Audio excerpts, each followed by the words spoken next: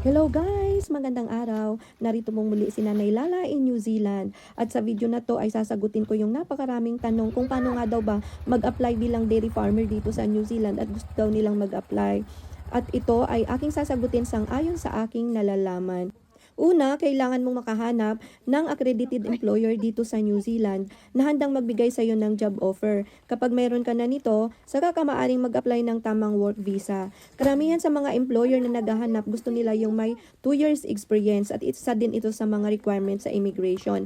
At ayon sa aking kaalaman, kahit hindi sa dairy farming experience, basta meron kang agricultural experience. Kaya nga priority nila yung graduate ka ng Bachelor of Agriculture.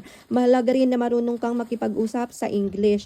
Kaya meron silang requirements, kailangan mong ipasa yung English test.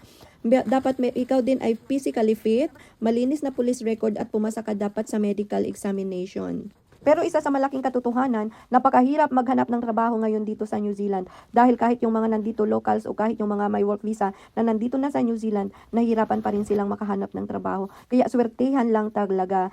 Hanggang dito na lang muna guys. Maraming salamat sa pagpanood at huwag kalimutang i-like at mag-iwan ng bakas. Bye-bye!